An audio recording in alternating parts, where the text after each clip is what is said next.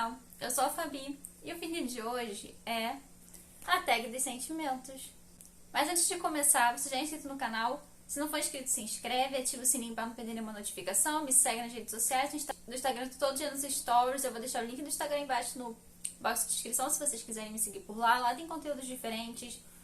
E eu tô lá sempre presente falando sobre as minhas leituras com vocês, é uma interação mais direta. Então, se você quiser me seguir por lá, acompanhar os conteúdos que são diferentes dos conteúdos aqui do YouTube, me segue lá no Instagram para você me acompanhar por lá também. Também tem o Scooby, o link do Scooby também fica aí embaixo. Você pode me seguir por lá também, acompanhar o que eu tenho andado lendo, as notas que eu tô dando para os livros. Agora vamos para a tag dos sentimentos. Essa é uma tag que eu tava vendo aí recentemente, pesquisando algumas tags, e eu encontrei essa tag. É uma tag mais antiga. Eu vou deixar o link aí de onde vi e quem traduziu aí no box de descrição para vocês acompanharem as respostas dessas pessoas. A pergunta número 1 é tristeza. Tristeza. Um livro que você leu e fez você chorar muito. Eu sou uma pessoa que chora bastante com leituras, assim, se eu estiver muito envolvida com os personagens e acontecer coisas tristes, eu choro, gente. E assim, eu não sou muito chorona pra coisas na vida real, mas quando eu tô envolvida com os personagens, bate aquele sentimento, entendeu? E eu vou falar aqui de uns mais recentes que eu li e me tocaram bastante. Gente, se vocês forem ver sobre os meus vídeos de leituras, eu costumo falar quando eu choro com algum livro. Porque tem alguns aí que mexem bastante comigo e alguns livros que mexeram bastante comigo. E aí então eu vou falar alguns que são mais recentes, né? Que eu mencionei pouco porque eu li recentemente e que eu chorei também bastante, fiquei bem impactada assim. Que foi A Casa da Alegria, da Edith Wharton. Gente, até agora eu não aceito esse final. Não é que eu não aceito, tipo assim, não gostei do final. O final é bom, é impactante, assim, tipo, muito impactante. E eu ainda sigo impactada com esse livro. Vira e mexe, eu ainda lembro do final desse livro e bate aquela bad total, entendeu? Eu não vou dizer qual é o final, porque seria muito spoiler, óbvio. E eu marquei bastante esse livro virou um favorito pra mim. Eu amei a história, eu amei a escrita da Edith Wharton. A Edith Wharton conta muito a época do início do século XX nos Estados Unidos, em Nova York, né? A sociedade nova-iorquina. E é tão incrível, gente, esse livro, a escrita, o desenvolvimento. Ele tem essa questões tipo romance, alta sociedade, mas não é tipo muito sobre o romance mesmo, é mesmo sobre a sociedade, como a sociedade tratava bastante, como a sociedade tratava e via as mulheres. Na maior parte do livro aqui a gente vê como elas eram retratadas e como a sociedade agia entre si. E eu amei esse livro de verdade, assim. Foi, e quer dizer, se tornou um favorito. Eu marquei muita coisa, eu fiz marca-texto mesmo, escrevi. Esse livro aqui virou um favorito, é um livro que eu não vou me desfazer, então rabisquei mesmo, entendeu? Eu não tinha nenhuma expectativa, esse livro superou todas as minhas expectativas e eu chorei muito no final depois. Então, tipo, até quando eu lembro eu fico triste, entendeu? Incrível esse livro, incrível demais, recomendo muito. Outro livro também que eu posso encaixar nessa categoria que eu chorei muito recentemente foi Emperor of Thorns, que é o terceiro e último livro da trilogia dos espinhos do Mark Lawrence. Gente, eu fiquei muito triste com esse final. Eu chorei, sim. No meu vlog tem eu chorando. Gente, eu vou deixar o link do vlog aí pra vocês acompanharem. O meu vlog o vlog da trilogia, que eu faço o vlog do projeto das trilogias, eu faço um vlog pra trilogia inteira, lendo, comentando o que eu tô achando do livro. E essa trilogia virou uma trilogia favorita também pra mim. Eu dei 5 estrelas para todos os livros. E no total favoritei todos os livros, assim. A trilogia em si, pra mim, é favoritada. Eu amei demais, assim, a construção de mundo, todas as ideias desse mundo, que é uma dark fantasy. Ela é uma dark fantasy pesada.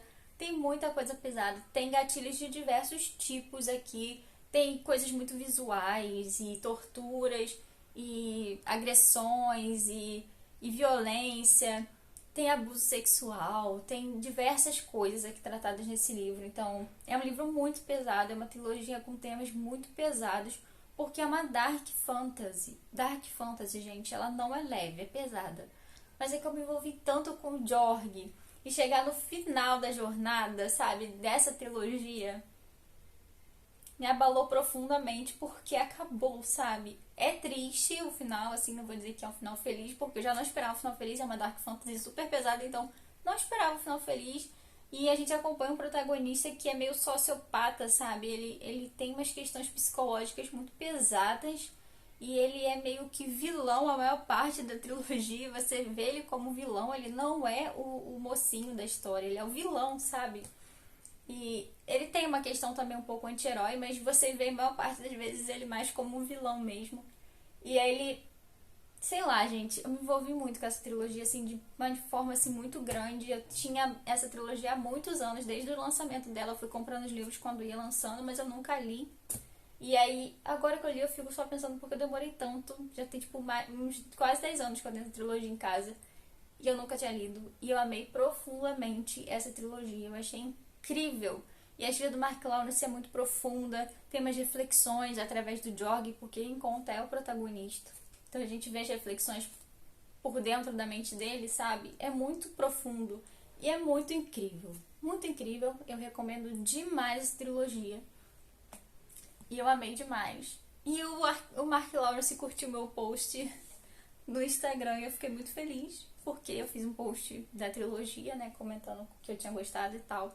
E ele comentou no meu post e curtiu meu post. Tudo pra mim. E aí, gente, tá aqui. Trilogia dos Espinhos, incrível, maravilhosa. Chorei muito no final. Eu chorei porque eu tinha que mais porque eu tinha que me despedir do que pelo final ser triste, sabe? Foi pela despedida, sabe, da trilogia. Incrível, eu amei demais e, como eu disse, recomendo. Pergunta número 2. Frustração.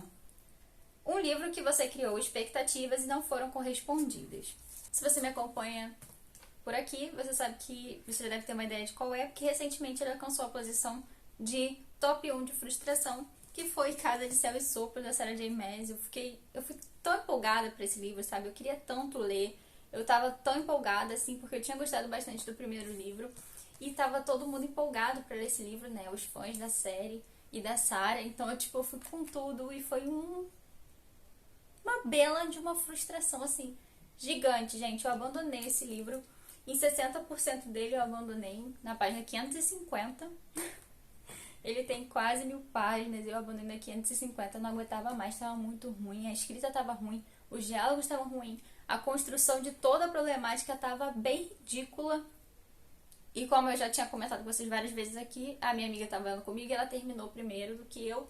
E eu perguntei pra ela como que acabava pra me ver se valia a pena ir até o fim. E a resolução ainda é pior do que todo o desenvolvimento. Então, eu abandonei esse livro. Péssimo. Ficou muito ruim. Gente, eu abandonei mesmo. Eu não tenho nem o vislumbre de voltar a ler essa série mais pra frente. Caso saia o próximo livro, o terceiro, eu vou ver qual vai ser o andamento da história. Assim, o que tá rolando, o que as pessoas estão achando, pra me ver se eu continuo no futuro. Mas eu me arrependi, assim, muito, gente, muito com a situação toda desse livro, porque foi um livro caro, eu comprei na pré-venda e foi uma grande, grande decepção. Então, Casa de Céu e Sopro. Número 3, humor. Um livro que deixou você em gargalhadas. E eu já falei isso várias vezes, gente, que um livro que, assim, eu super ri, assim. Eu acho que de todos os livros que eu achei muito engraçados, esse aí foi, tipo, o auge, que eu ri mesmo, tipo, de gargalhar, assim, direto. Foi o Clube do Livro dos Homens. Eu acho que de todos os livros, assim, que eu consigo me lembrar, esse foi o que eu mais ri, assim, que eu ri mesmo. Eu ria horrores. E até meu marido falava, por que você tá rindo tanto? Eu tava rindo do livro. Então, eu vou deixar a capa aqui do Clube do Livro dos Homens, mas também eu quero deixar aqui também a indicação da série As Quatro Estações do Amor, da Lisa Kleypas, que é uma série que tem um arzinho assim engraçadinho, porque tem aquelas coisas da comédia, das coisas inusitadas que acontecem com as pessoas da sociedade que são engraçadas, e aí tem várias partes cômicas assim de você rir, que é a série Quatro Estações do Amor. Vou deixar a capa aqui do primeiro livro. E eu gostei bastante dessa série e eu terminei recentemente. Então fica aí a indicação pra vocês também de histórias engraçadas. E é uma série de romance de época, né? São 5 livros. Compaixão. Um personagem que você sofreu junto com ele durante a história. E, gente, eu acho que, assim, que eu sofri muito durante a história. Eu vou falar aqui pra vocês que, tipo, eu me envolvi logo de cara com a história e com o personagem. E eu sofri muito com eu fiquei muito revoltada, sabe, com toda a injustiça que acontece com ele e com outro personagem também que eu vou mencionar aqui, que é o Laszlo de O Estranho Sonhador e a Amadologia, O Estranho Sonhador e a Musa dos Pesadelos. Eu me envolvi muito com o Laszlo. O Laszlo é um cristalzinho, gente, um amor. E, tipo, ele sofre umas injustiças aqui que chega a ser revoltantes, assim, gritantemente revoltantes. Que eu passei muita raiva, assim, mais ou menos até a metade do livro por causa dessas injustiças que aconteceram com o Laszlo. E o Laszlo se tornou um dos personagens favoritos pra mim de livro, sabe, de literatura. É uma história muito legal esse livro, que é uma fantasia, alta fantasia, num mundo muito diferente, com uma mitologia muito diferente. Mas é muito gostosa de ler, sabe? É envolvente, é quentinho no coração. Mas, assim, tem uma certa dificuldade porque a escrita da autora é poética e tem essa questão de ser um mundo muito único e muito diferente. Mas toda a duologia é, assim, impecável, incrível e eu amei demais, amei demais. Principalmente esse primeiro livro. Esse aqui eu dei 5 estrelas e acho que eu favoritei, acho que não tenho certeza. Mas dei 5 estrelas e a Musa dos Pesadelos eu dei 4,5 porque teve uma questão do final que eu esperava outra coisa, entendeu? Não foi ruim, mas eu tava com uma expectativa um pouco diferente. Mas, no total, eu amei a duologia, sim, das melhores duologias que eu li também. Outro personagem que eu sofri muito com ele, com a injustiça também, que é, assim, é outra coisa que revolta demais, é o Bending, que o Som e a Fúria. O Bending é um rapaz, né? Aqui, quando começa a história, ele já tem 30 anos, eu acho. Se eu não me engano, acho que é 30 anos. E o Bending tem problemas cognitivos. Só que essa história se passa aqui no início do século XX. Então, no sul dos Estados Unidos, que era um lugar super preconceituoso. E o Bending tem problemas cognitivos e naquela época a gente sabe que não existia tanta instrução. Hoje em dia ainda existe algum conhecimento sobre isso, mas naquela época existia nada, sabe? As pessoas viam as pessoas como doidas. E o Bending foi muito injustiçado por conta da dificuldade que ele tinha. Assim, o que acontece com o Bending, gente, é assim, um revoltante ao extremo. Você sente raiva, sabe? Muita raiva do que acontece com ele, porque ninguém compreende ele.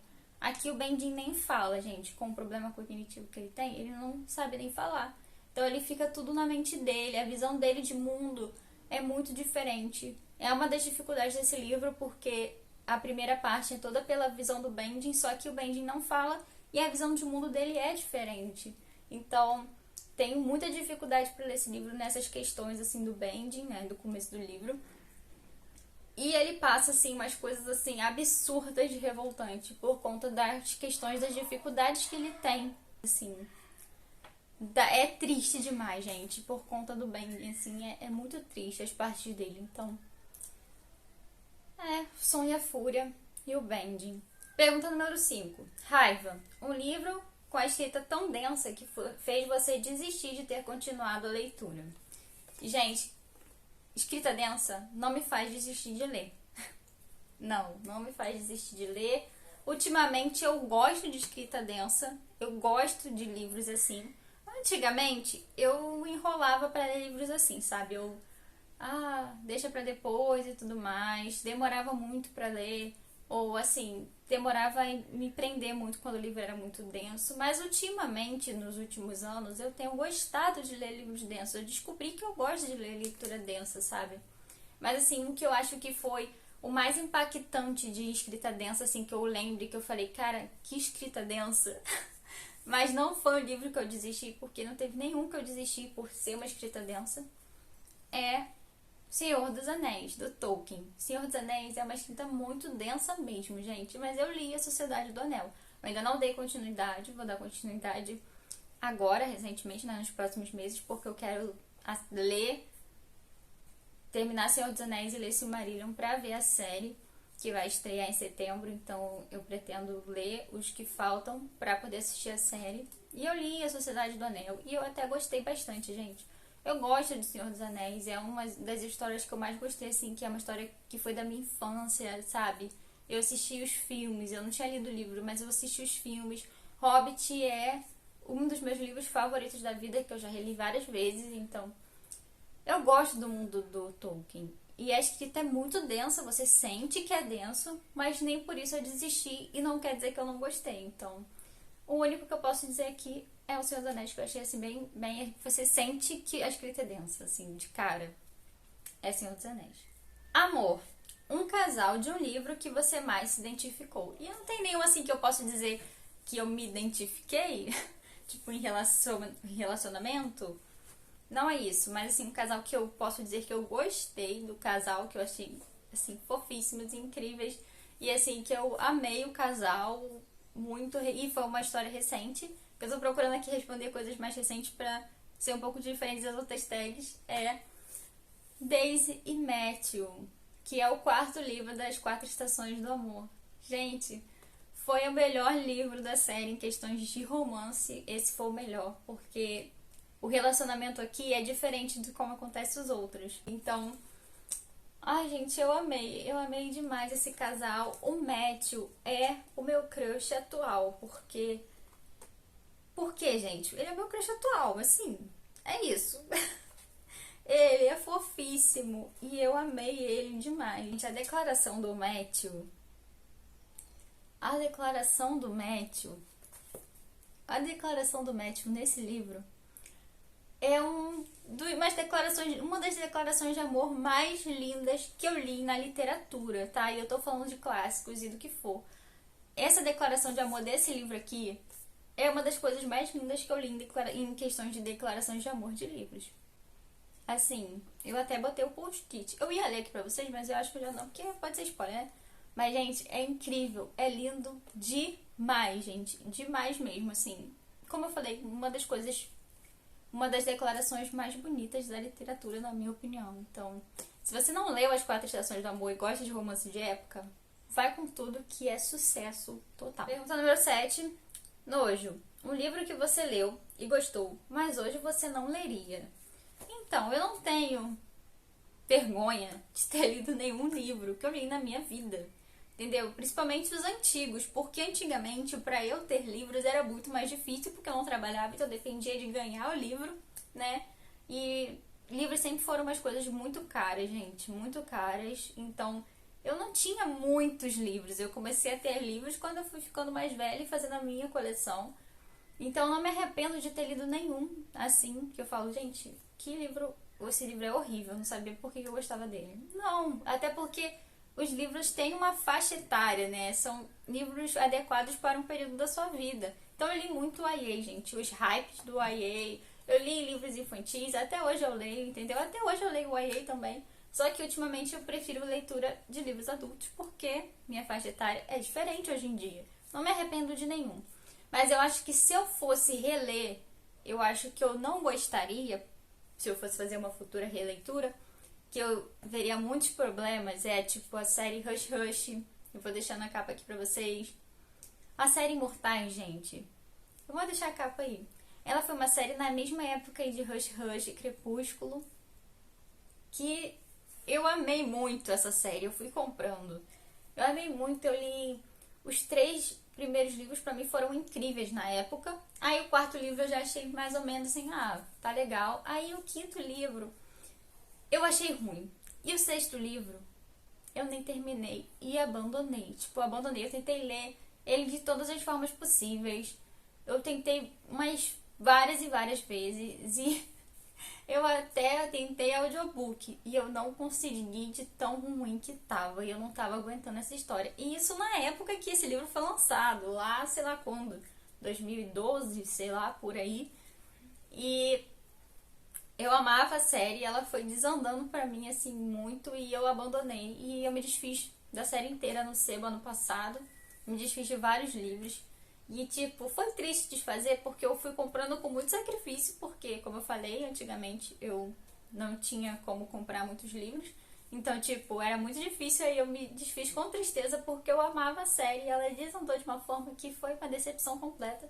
Então, com certeza, eu já não iria ler e gostar, porque eu já não gostei nem na época. Então, hoje em dia, não ia rolar.